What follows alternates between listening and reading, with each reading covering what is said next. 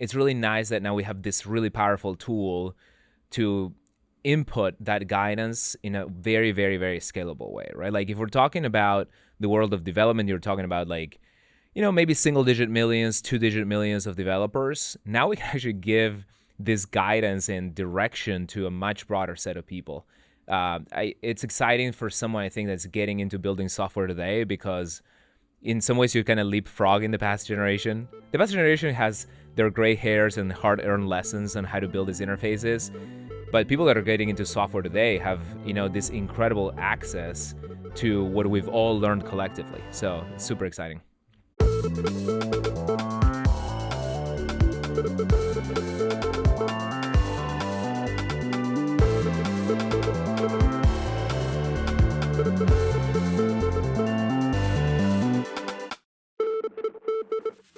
Today we're speaking with Guillermo Rauch, CEO of Vercel, for a conversation about how AI is reshaping software development.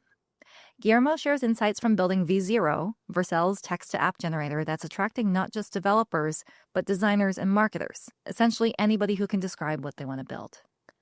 Guillermo predicts that we're heading towards a generative web, where applications are created on demand for individual users, potentially making traditional downloadable software obsolete.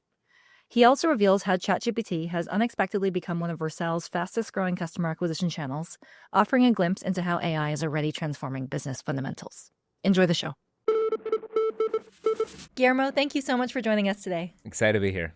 I want to get right into it. It seems like the coding market is being turned upside down, blown up in different ways. And it seems like the kind of front-end web developer segment of the market is the one that's changing the most rapidly. What are you seeing, and what do you think happens to that core community?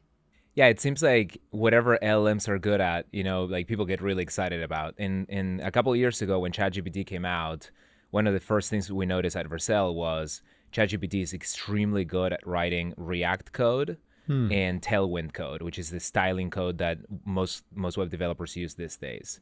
And we got really excited because we saw, Vercel has been in the business of giving people tools and frameworks to make it really easy to develop websites and publish them online. But it seems like this is almost like a generational shift towards something that is even better than a framework. It's not exactly a framework. Like Next.js is like a React framework. You sit down and you write code, and it makes it a lot easier to write an application. But LLMs seem to me like a generational leap, like more general than a framework, and potentially something that opens up the top of funnel to every person on the planet, because all you need to know is to use your natural language and generate code. And so that actually inspired us. Instead of perhaps the typical reaction would be like you either ignore it or you're in fear of it, we really deeply embraced it. I personally really embraced it because at the time I was using Copilot, which was the autocompleter inside your IDE, mostly focused on that at the time. And then I realized, this feels like the next big thing in AI. So we created V0, which is a text to app or text to front end. And ever since, it's been now a couple of years, its growth has been astronomical, and we've learned a lot about what AI can do to, I think, power the next generation of software builders, which might not be just developers. I think that's the biggest discontinuity or the biggest thing we've seen on the market. There is AI coding tools that are now attracting what I would call dev-adjacent profiles, like designers, marketers, basically anybody with a keyboard. That I sometimes make the joke, instead of yapping into your team chat application, just yap into V0 and you're creating more value. That's awesome. When we first did our internal landscape on, GPT-3 and what it might mean, I remember one of the example apps we laid out was kind of text to front end web app. And awesome. It's crazy to see that V0, out in its full power. And, I got a Series B pitch the other day from a company whose front end was built from V0. Nice. So.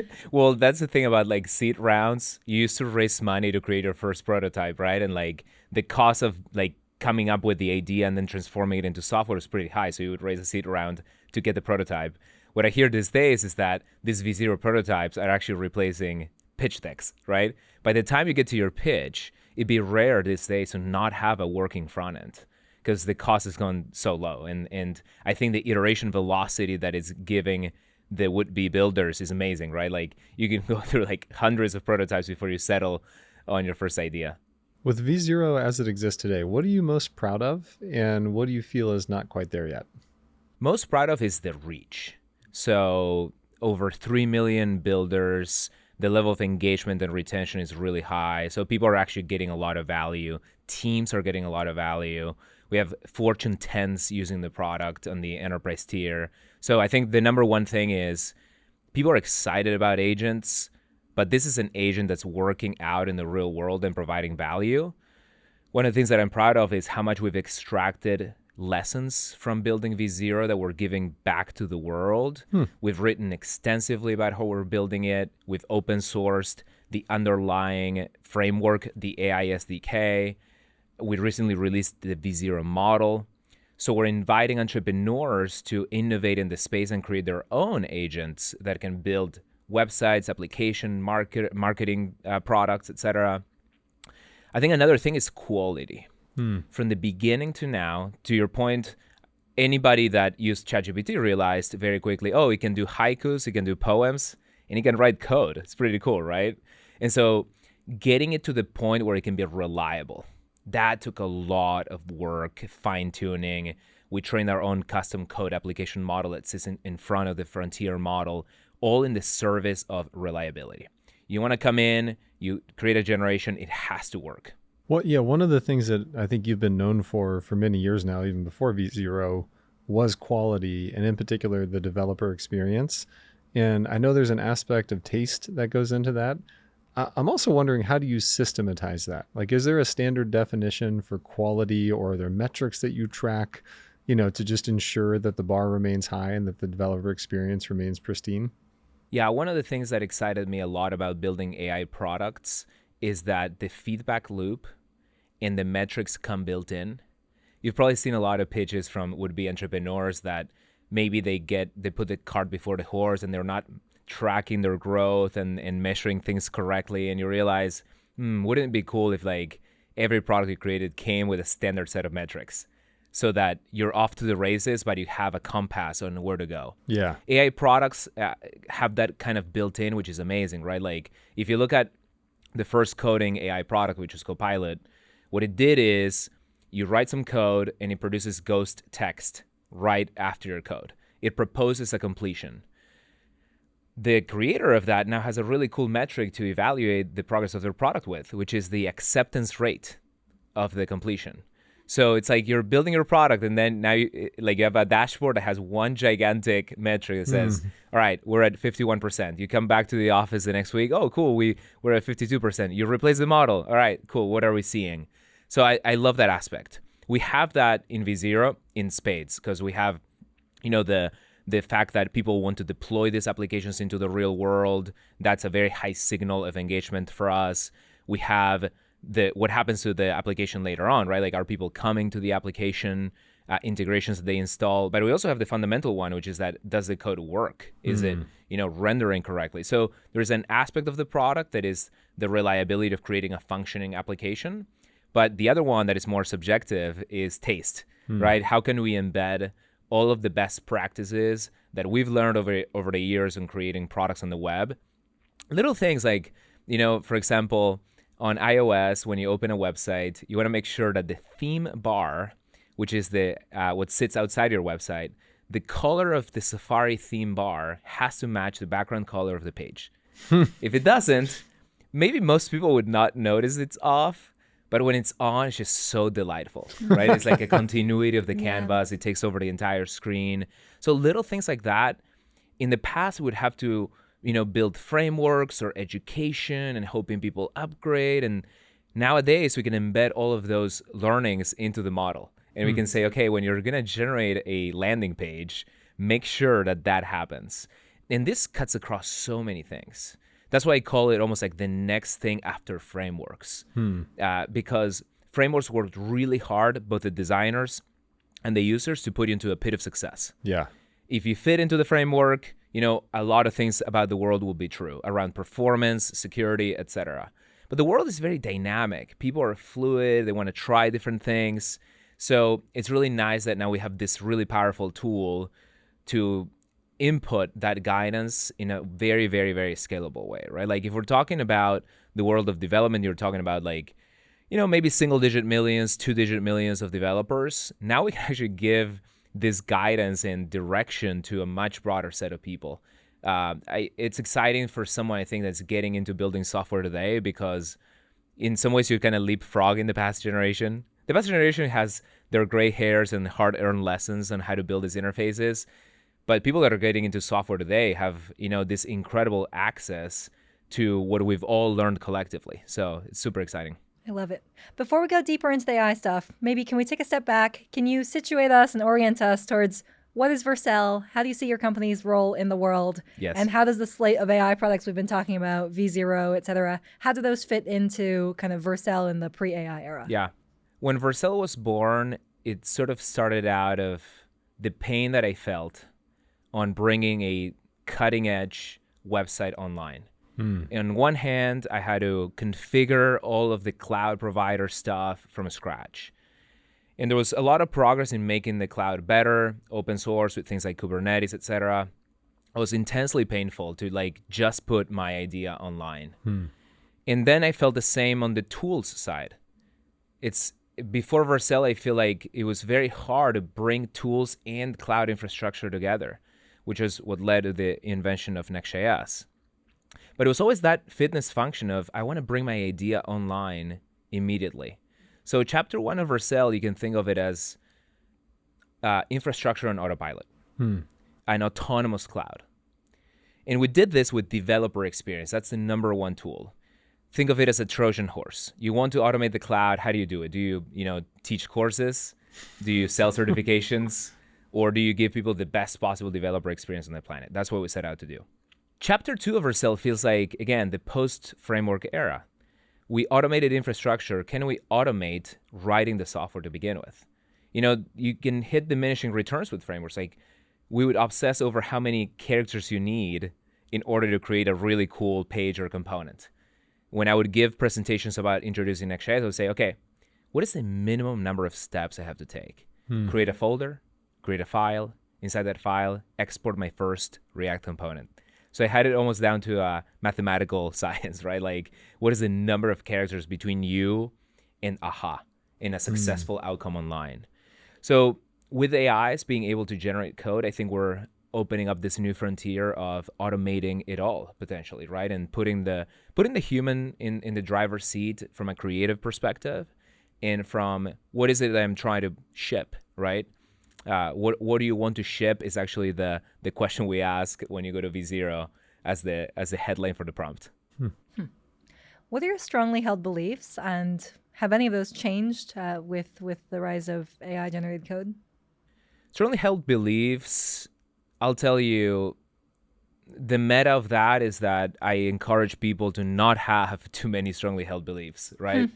If anytime people say, well, AI can't do this, I try to be on the side of AI. I try to be like, well, I've caught myself thinking that, and then 6 months later, 3 months later, 9 months later, the situation changes. So that's one. Another big one for me is that we're all in the business of producing an artifact or outcome that we want to share with the world. So I try to think always from the first principles of look, everything is up for grabs in this generation of software. Any habit, any assumption about who the persona is that is going to be able to build something, I think is currently up for disruption. So I pick on chat apps a lot because, the assumption is, imagine that you all are going to start a startup tomorrow. What are the set of tools that you actually procure? What is the first things that you install? Where do you track your price? All of these things I think are going to be disrupted by AI. And I like to always think from clean slate. I guess that's my strongly held belief. Something I do as a habit is any weekend, I try to start something from scratch. Like whether, use Vercel. So on one hand, I get to dog food the platform and try it out. But also I'm always doing this exercise of what else can we remove? How can we remove that friction from idea to application, bringing new things online? You talked about, developer experience first. That was the most important thing before thinking about the infrastructure. What are some of the things that you did to nail the developer experience? And do you think a great developer experience changes in this Act 2 of AI-driven code? Yeah, so number one is we realized early on that in some ways the world had its priorities reversed. People got really excited about the technology, cloud infrastructure. And so a developer would sit down and they would start with that. You would start your project by creating a cluster, resources, cloud formations, terraforms, and things like that. But really, if you think from first principles, you're not trying to, you're not going to give your customers infrastructure. Yep. You have to always think backwards from the end user. One piece of advice that I give to people that want to get into the world of dev tools is remember that you have two customers. You have your direct customer who's the developer, but then you have to be thinking about what is that developer trying to create? What is their customer? So it's a powerful and actually intellectually challenging position to be in because you're thinking, okay, I'm selling something to you who's going to sell something to somebody else. So there's, by definition, another hop or layer of indirection. So I think something that we did well was we set out to create a great developer experience that was in the service of user experience. I'm always keeping the end user in mind. I try to, an exercise that I do all the time is, okay, I'm going to go to a new website that launches a new AI product. Is it great or not? As an end user, like, how does it feel? And then work backwards to what's powering it. And this sometimes creates a creative tension because it might be easier for me, if you're the developer, I might be able to sell you something that gives you, if you think about it as a video game, like imagine like plus 10 happiness points. Yeah. And then you sell it to the end user. Let's see what happens a quarter, 2 quarters in, because your users are not happy. Yep. So your short-term gratification did not pan out into a successful business outcome. So you have to be extremely thoughtful about navigating that tension. And sometimes in the early days, I got it wrong, where like, I would get the developer extremely excited about a new thing or a new feature, or even something as subtle as like an extra configuration flag. Or sometimes it's an operational limit that you relax. This always catches the would-be infrastructure entrepreneur. Developers love weird stuff. Because you think, okay, I'm going to make it unlimited. People are going to love this. And then you realize, well, unlimited is not really a good recipe for operational excellence. You have to think about all of the services and infrastructure that are going to have to deal with this entity that now has an unbounded property. And so that's a good example of like navigating that tension, because if you're buying my product, you may think, okay, like, why is the quota not infinity? And I'm like, oh, like it's hard to explain sometimes. And like, so navigating that tension, I think, is one of the key secrets of success. And it's hard to get right. Can you talk a bit about the AI inflection at Vercel? I think last year you publicly announced some stats. Can you share just the latest in terms of how AI has changed the whole speed of your business? Yeah, I think the two most dramatic things when I look at our journey is, number one, V0 caused our entire user base numbers to double year over year. So that kind of gives you a glimpse of the developer of the future. It took us years of being a pretty, hypey, successful company to get a certain user base. And now AI opens the top of funnel so much that you just double it year over year. Fascinating to me.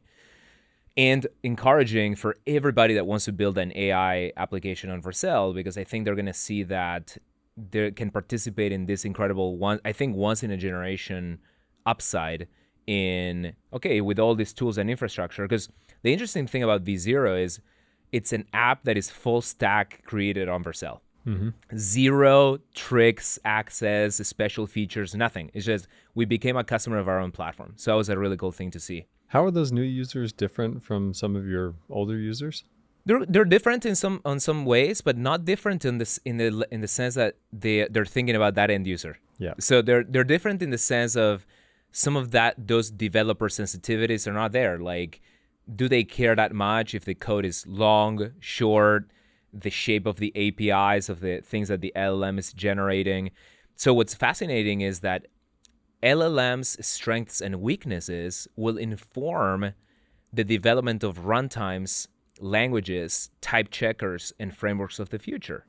Think of it as your customer is no longer the developer. Yep. Your customer is the agent that the developer or non-developer is wielding. That is actually a pretty significant change.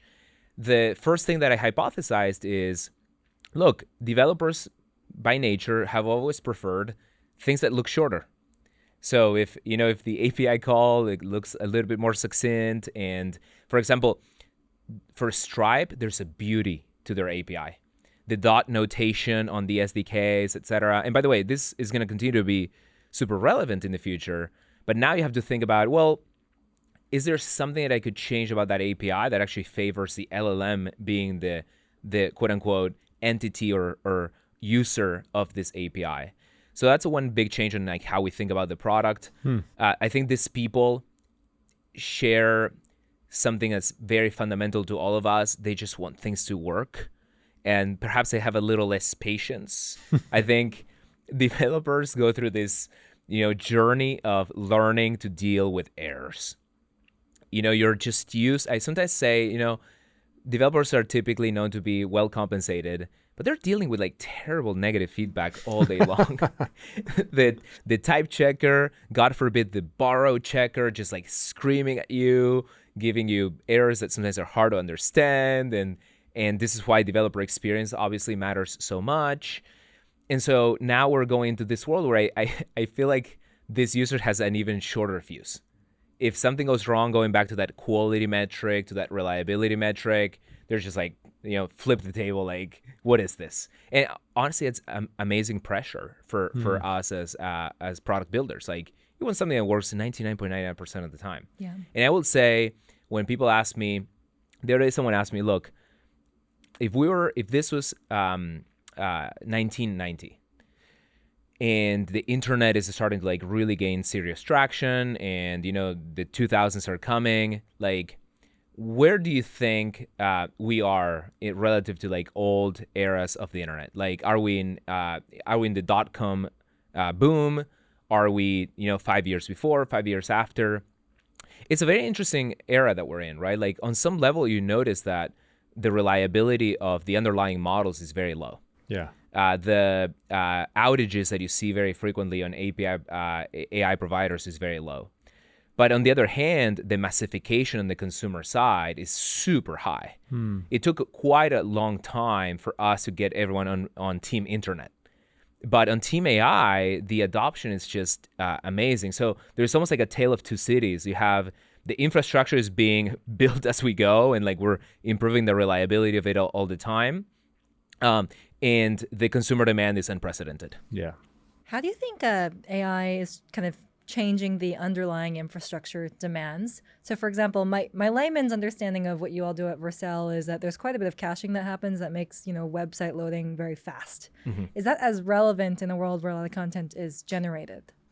I will say the main thing that we optimized for that kind of found us in a lucky place is we're noticing that the web was going from being a static to dynamic. And I feel like now we're going from dynamic to generative. And so Vercel was investing for years and years and years on this transition from a static to dynamic. We were working on technology for streaming websites. So one of the magic things that makes websites like Amazon.com so fast is they stream the response to you. It actually is almost like an LLM. You can think of it as like a LLM before AI of sorts, because when you're coming to a product page, they're computing dynamically just in time. What are the product recommendations for you guys? Mm-hmm. What are you likely to buy next? I think we've all been through the scenario where like you add to cart and they're like, scroll a bit, and then you add the bundle. You're like, customers also buy.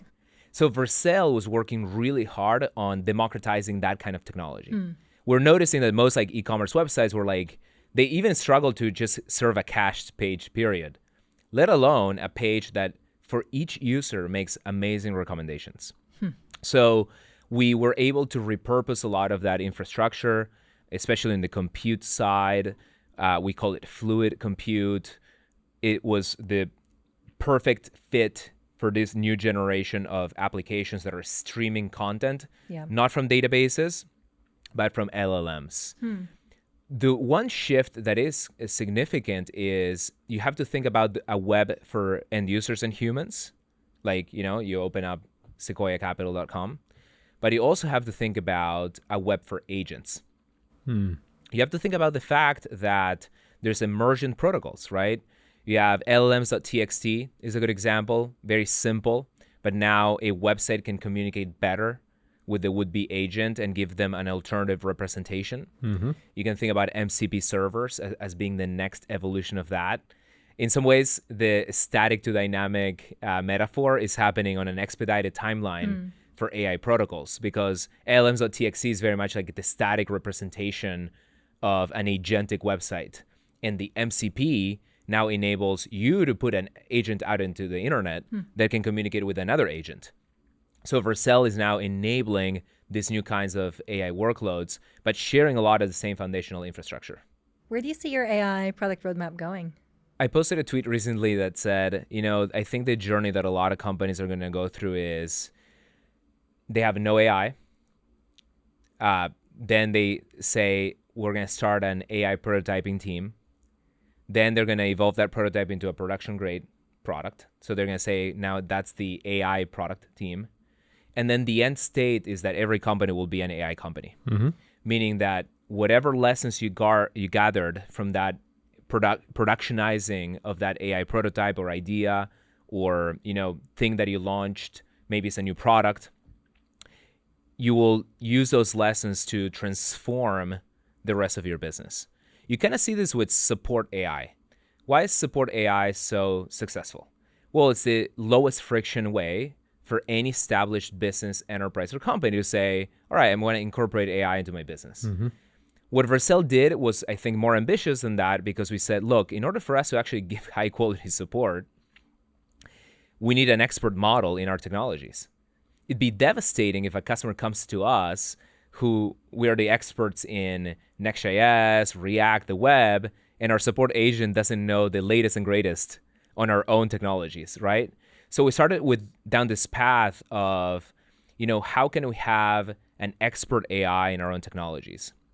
And so we launched V0, which interestingly enough served two purposes. It's the expert model that feeds into our support streams. So if you go to vercel.com/help and you ask for help, that's going to reuse this global intelligence that we're creating for the company. We also wanted to make sure that everybody that works at Vercel, we've hired some of the best, hardest working people that have mastered the ins and outs of web and cloud infrastructure. And a lot of companies come to us saying, can I hire you for professional services or support? And typically the answer has been, look, we have over 100,000 customers. Our ability to give comprehensive professional service support is extremely limiting, but I would love to help you out. Now we have a mechanism, because we can sell them our AI agent and they can get as much of a direct access to my brain and my CTO's brain to answer their problems. And then we have V0, which actually tries to go even more ambitious, right? Let's write the code for them. So in many ways, actually, you can look at all of this disruption from the lens of the most excellent customer service you could give on the planet, right? Customers have been asking us, hey, Rauch G, can you come, give a workshop? I gave a workshop many, many years ago on Next.js. I wish I had the bandwidth to do more of those. So AI, I feel is that human amplifier of our business, that token factory that Jensen talks about for our business. And the other big change is that as you look at all of the other areas of our business, like firewall and security, like observability, all of the foundations of our cloud, we are also disrupting those with AI. So imagine an agent that instead of reporting that your workload is experiencing 500 errors, can actually give you a pull request with the solution. Yep. And it'll be rooted in the same systems that are making us good at generating applications. We'll use them to repair production applications and to optimize them. How far are we from just fully self-driving infrastructure? I know you've automated a lot. How far are we from sort of the picture you just painted? I think we're practically almost there. So it depends on each domain. The best case scenario, we have Vercel being able to automatically scale for any kind of workload. And in the worst case scenario, we can give you a really good investigation of whatever problem you're experiencing that is completely autonomous. So going back to the evolution of the company, I think the biggest sticking point was you have to land the developer experience in order to get all of this upside in the autonomous infrastructure. What I'm excited about is that if you now know, you don't even have to convince developers. If it's the agents that are falling into those pits of success with the frameworks, then you can have much broader impact with this autonomous infrastructure. Maybe on a related point, why has ChatGPT been such an effective source of new customers and leads for you? Yeah, we shared recently that the sourcing of signups to Vercel from ChatGPT has been growing exponentially. So I think there's a couple factors. When we created the AI SDK, which you can think of as the Next.js of AI, it's a framework to allow developers to connect to LLMs. We put out this playground that essentially allows you to talk to multiple LLMs at the same time. So it creates this column layout, and you can say, what's better, Coca-Cola or Pepsi? And you can see all the different LLMs respond with their opinions. We've used this system over time to understand what are the innate vibes of the LLMs around different technologies. And I can't tell you exactly how and why these neural networks think. In fact, LLM interpretability is its own field of study. But over time, if you ask it, what is the best way to deploy a React application, due to all of its training data, due to all of the sourcing of all of the opinions and writings and solutions and GitHub issues and everything it's trained on, it's chosen Vercel a lot of the time. We had an anecdote the other day, which was fascinating. At the AI engineering, I think this is a sign of the changing times. At the AI engineering conference in San Francisco, we had a booth, and one of our colleagues told me that people would come to our booth and tell them that they learned of Vercel because ChatGPT told them to use Vercel. This kind of changes how marketing is done, right? Because it used to be that people would find out about Vercel because they watch a podcast like this. And, to some extent, that'll still happen. Thanks for having me. But now there's this, you're going directly to your AI buddy to learn about the world. Totally. The other aspect is that AIs are still grounding themselves in search to get access to the cutting edge, breaking news, new data, etc. So they are performing Google searches. So I always advise our customers to still be mindful of look, you still have to rank high and create good content. The kinds of content I think that you're going to be writing in the future are different. I think you're going to have to be thinking about, look, people are no longer doing keyword-based searches for certain kinds of problems. Yeah. They're asking questions. The questions might be more precise in some senses. The questions might be, in some other aspects, might be broader. And so we've been trying to think LLM first in how we also publish to the internet. And I think we've had some good results. People are hypothesizing that just creating FAQ type content helps a lot because you're kind of matching one-to-one what people could be asking. I think overall it's a great outcome for the internet. We're all asking questions, and we have these machines that can digest the answers and help us navigate the immense sea of content that is the web. So you don't have to promise your firstborn kid to OpenAI and the robots.txt file. That's right. So you still have to navigate does OpenAI like me? Does Grok like me? Etc. So hopefully you're on good terms with all of them. Love it. Could you say a word about how you see the competitive chessboard playing out? And the way I see it, everyone is trying to get to this ultimate goal of you have an idea of the thing you want to build, and then you actually have a full kind of finished application, hosted, deployed. But there's different approaches people are taking, everything from your approach to, let me win the IDE, to let me go from the design back, the way Figma's going. How do you think all this plays out, and does it all converge? Yeah, I have a couple frameworks. I think nobody will have the exact answer at this point, but I'll give you a couple of frameworks of thought that I have. One is this idea of virtual coworkers. So at Vercel, we have, designers, developers, marketers, etc. We'll now have virtual designers, virtual marketers, virtual developers. Broadly, you can think of this as agents, but there is a wrinkle. These are expert agents. I think over time, people will always start with the top of funnel of the broad safety net of I'll go to ChatGPT or I'll go to Claude for my broad knowledge questions. But then I think over time, you're going to realize, I'm coming back to this thing with this very specific set of problems, is there something better? I think it'll come naturally, right? Like we've spoken extensively about very successful Vercel customers like Open Evidence, and if you've heard of it, and GC.ai. I love these two examples because one is my expert, healthcare physician. They have a ChatGPT style interface, but they source it in the frontier data, and they continue to improve their models to provide better accuracy, domain expertise, etc. Not unlike V0, right? But for web development. And the other one is GC.ai, which I love because same thing, legal. You have Harvey in the same space. You have FinTool and Hebia and Perplexity sort of answering some of the financial agent questions, etc. So I see a world of millions, if not hundreds of millions of agents. And I think companies have to think about, if I was a digital native and I came to market with a SaaS-style dashboard UI, if I came to market with a marketing website or a content website, etc., you must be asking yourself the hard question of like, all right, if I was reinvented today, my interface would probably be agentic. And I have two broad categorizations of agents. You have the synchronous agents.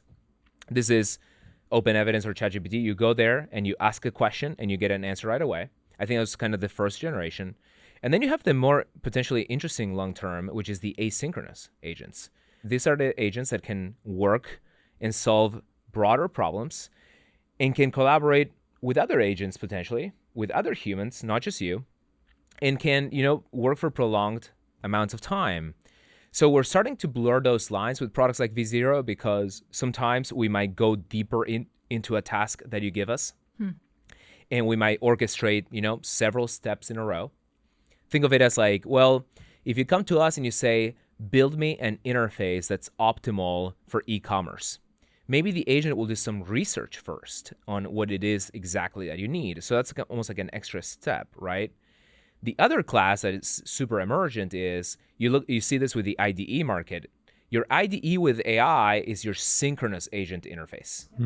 But then you're vibing from bed and you have a new idea and you're like, hey, I just came up with the idea to fix that problem. And you tell the agent to cook on it and come back to you with a pull request.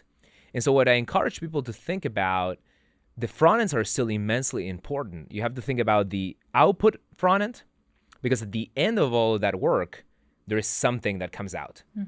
Your artifact, it might be a website, it might be a pull request, it might be a chat message that asks you for your confirmation or whatever. And you also have to think about capturing people's attention, the input side. Like you have to, if I'm a doctor, I have to memorize, okay, what is the interface that I go to? And you have to make that really ergonomic. One thing that I've noticed by studying UI a lot is there's a sense that agents actually are their own modality, and that it's very hard to like merge them together with the existing things. This is why Vercel, we chose to create a new entry point and a new app, v0.dev. If you are Google, you have a tough challenge ahead of you. This is why they're calling their agentic interface AI mode. It's almost like a separate product. Kind of like Google Maps is a separate product. So there is a top of funnel, you go to Google, but then you have to like choose your warrior. Do I go AI mode? Do I go maps? Do I go images? Or do I go traditional keyword search? So I still encourage people to sort of sweat the details on how are you finding the customer, and are you creating a very ergonomic entry point into that intelligence agent.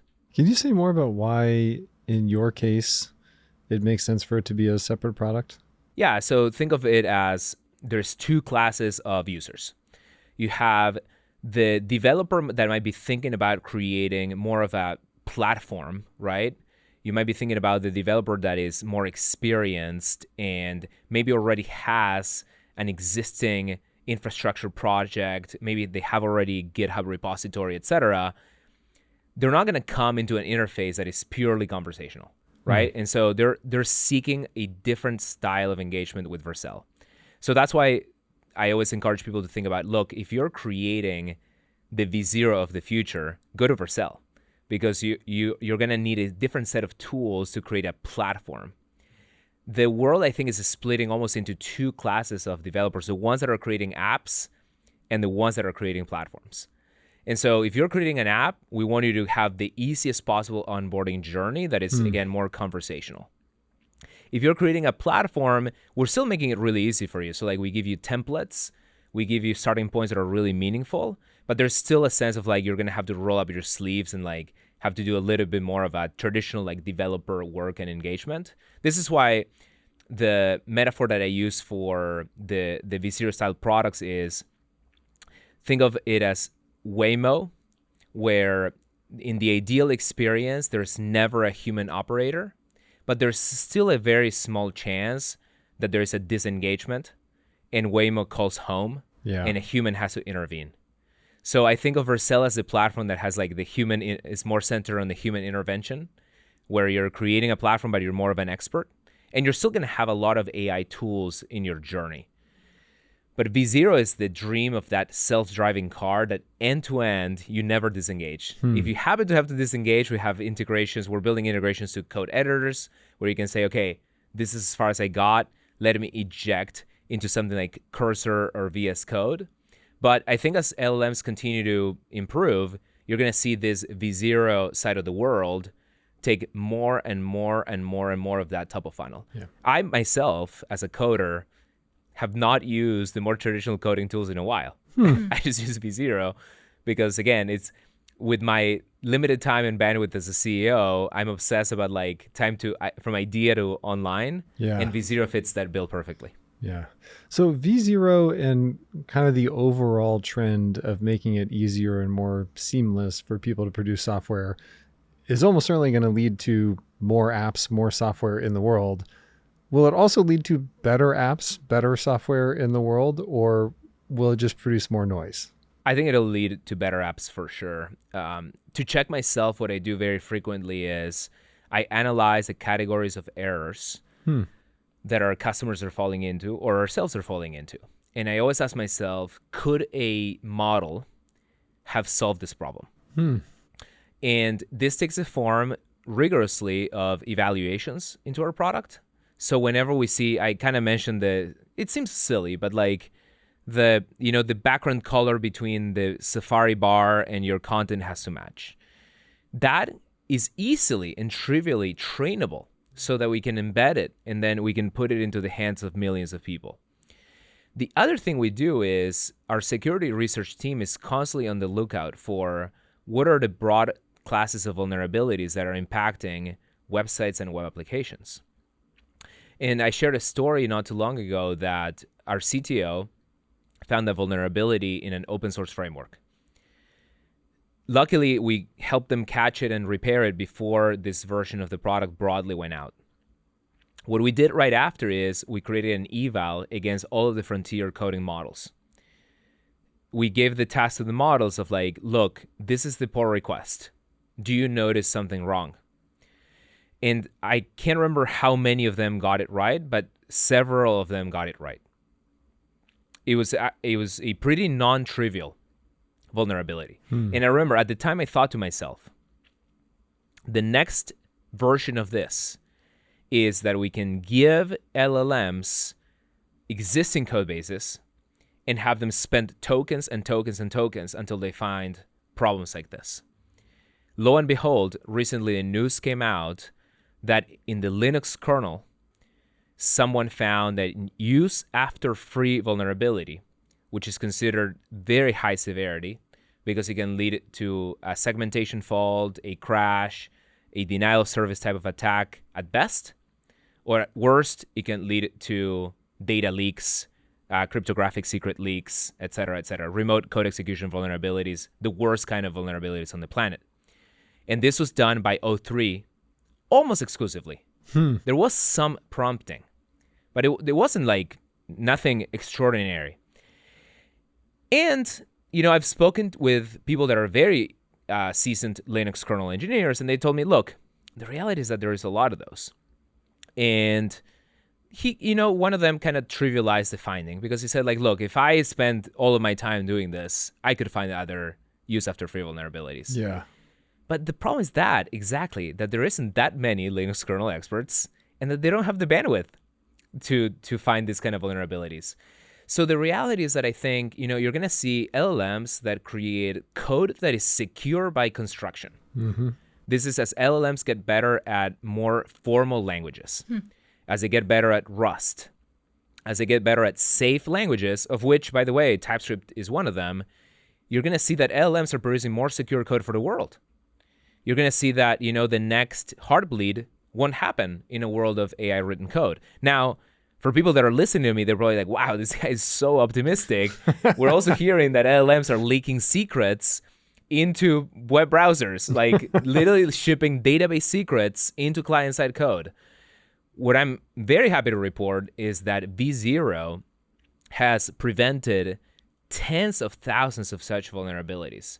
Last I checked with one of our AI research engineers, it was 1,000 vulnerabilities prevented per day relative to what the LLM had the inclination to ship. And this is where you were asking me what are some of the intrinsic advantages that Vercel has. Well, Vercel has a really powerful set of infrastructure primitives where we can ship code that the LLM generates to the server side and deploy it instantly. If it's interactive, we can ship it to the client side. So our ability to guide the LLM towards a secure outcome is really, really high. We can basically do what I would recommend and what we in the documentation would recommend the human do, we can do on autopilot. But it's not just security. It's also performance. We're very excited about bringing agents that automatically do the performance optimizations that I still recommend to entrepreneurs by hand. Like, I kid you not, I will DM you on X or I will text you saying, oh, I noticed this glitch here that is non-trivial to find by frameworks. Why is it non-trivial to find? Because they happen at runtime. One of the things that makes web engineering actually extremely complex is that it's not a discrete process. It's not a function that takes an input and immediately produces a result. It's in programming language lingo, you can think of it as a generator. It produces multiple values over time. It's like a set. So when you go to a website, it's giving you information over time. So for a website to be performant, everything that is coming through your retinas has to fall in the right place. Companies like Apple are amazing at this because so much of this is like literally the human testing. Does it feel right? They do a lot of demos. They have a culture of like putting it into people's hands before it goes out into the world. So what I want to do is give all of these tasks to an AI that performs that quality judgment, that performs the performance optimization and is rooted in all of the data that gets captured in production so that by the next generation, your software gets better. Yeah. And now that computer use agents are getting good, you can actually go and click through and see how the experience is. Yeah. Absolutely. Like an agent that just uses the product and finds problems, right? Yeah. So many of the startup pitfalls that I see is I literally cannot log in or sign up to your product. Like literally, like you give me a URL and something happened in that critical path. So fun anecdote. This past weekend, my fun hobby task was I'm going to try every product in the speech to text operating system category, which is super hot right now. There's 3 products that people are using very broadly. 2 of them, I had problems in that critical phase of getting to the aha moment. So that meant, coming to the website, downloading the app, signing up, giving operating system permissions. It's a very delicate process. It's actually like hardcore distributed systems problem. Everything can fail, and it's a very delicate time to aha that you're optimizing for. And the system is so dynamic that I'm sure that the entrepreneurs thought at some point, this is rock solid. Trust me, bro. Like I tested it, it worked perfect. But so many things can go wrong that what you actually want is a QA agent that is just constantly checking this stuff, especially for the critical paths. Totally. Buying something, signing up, contacting sales, downloading the thing. And in the real world, things are... The CTO of Amazon has this meme or phrase is everything is failing all of the time.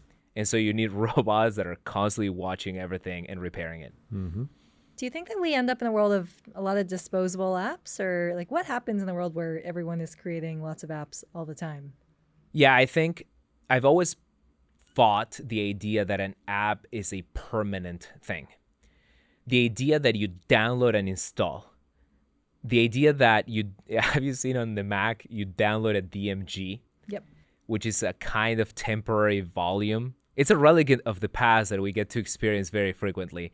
You mount a temporary volume that later you have to eject from Finder, and then you have to drag and drop from the volume to applications folder.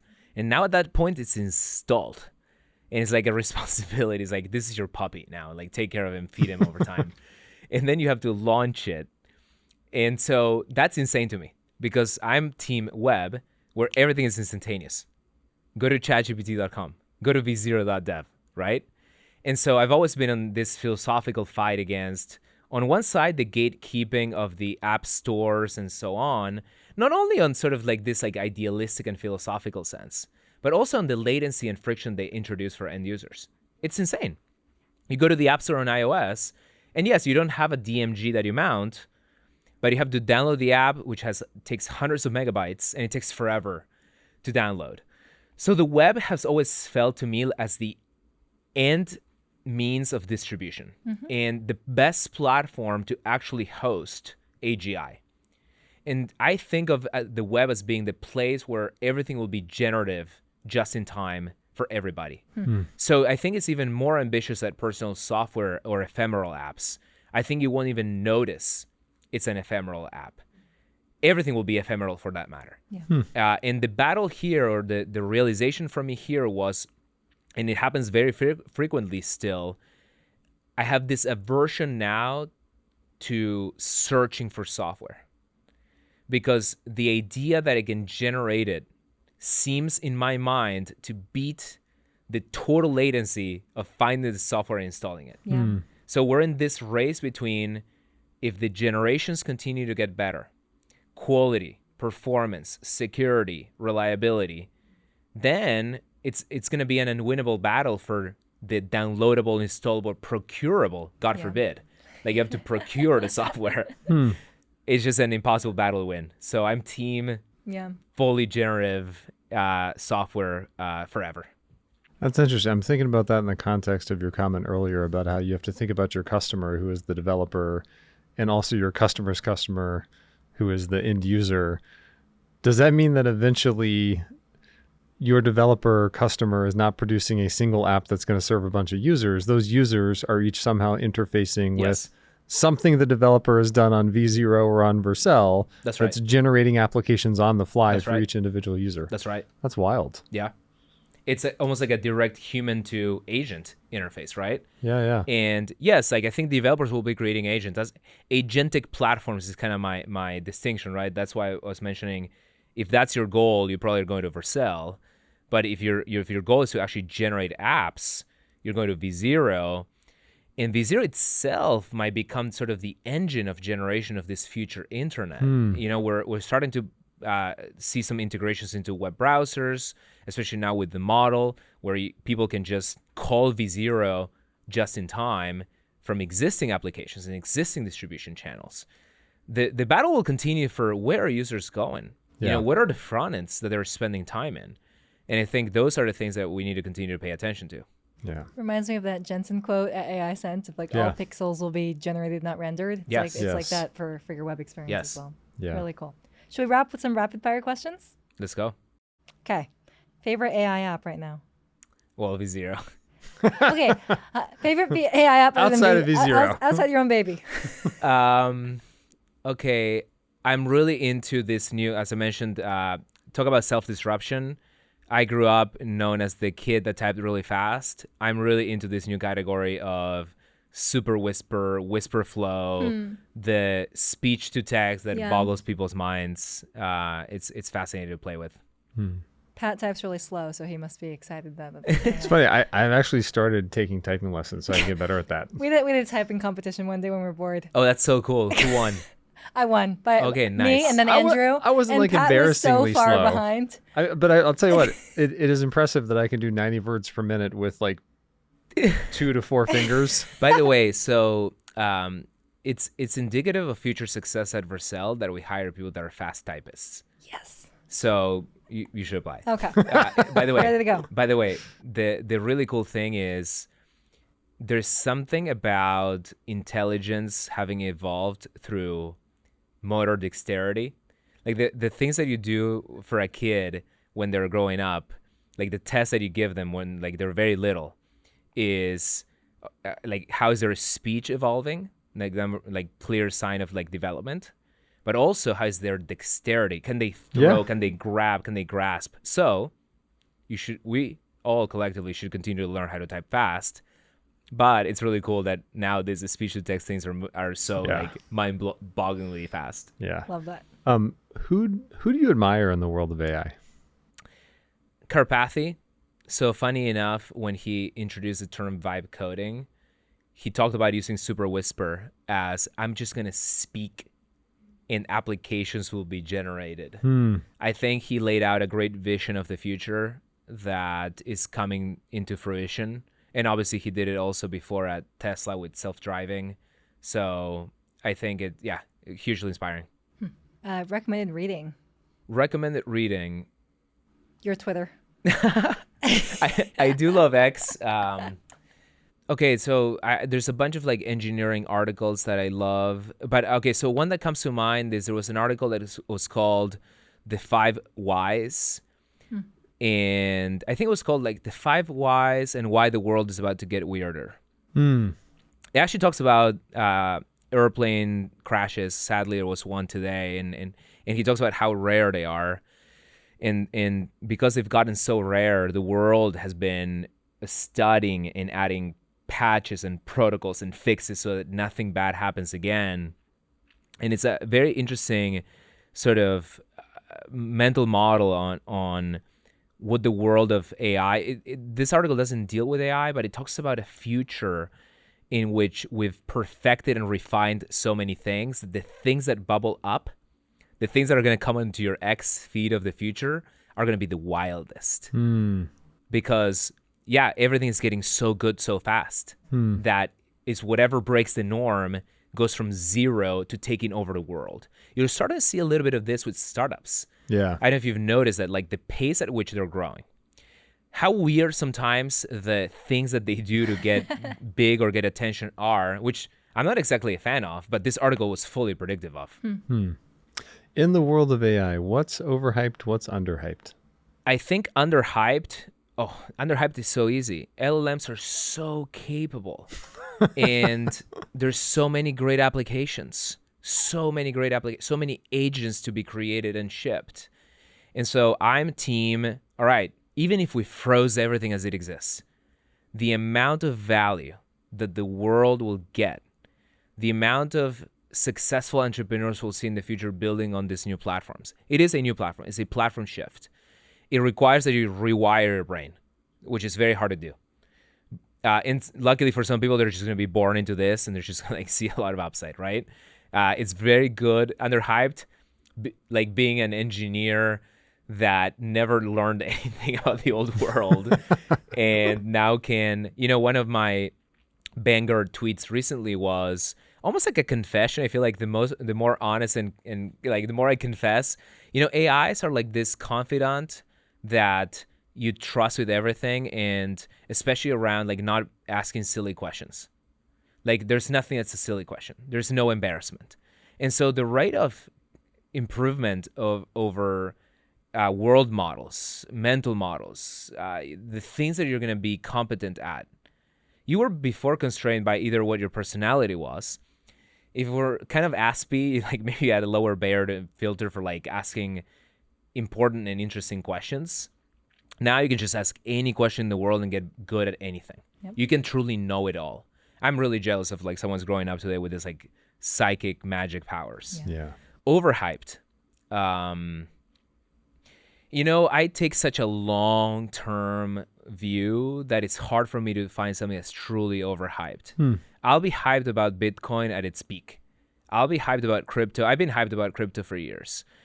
Through lulls, winters, summers, whatever, because, all money will be digital, of course. And all software will be AI. So it's very hard for me to like say, well, that's overhyped if you take a very long-term view. Yeah. Great answer. Okay, last question. Timelines. When do you think we'll get to that utopia of the kind of generative web? I think in the next 5 years, we'll see the biggest transformation to the web in its interfaces, in the habits of people, in the number of creators that are coming into participating in the web. Even 5 sounds like a lot. I will even say in the next 3 years, we're going to see kingdoms collapse in the sense of like, companies that were born on the internet that have not been able to make those adjustments fast enough. And the new AI native companies rise to as we were speaking earlier, to like unprecedented heights very, very quickly. Wonderful. Guillermo, thank you so much for taking the time to share with us your vision for the future of the web and the generative web and Vercel's role in creating that. Thank you for having me. That was fun. Thank you.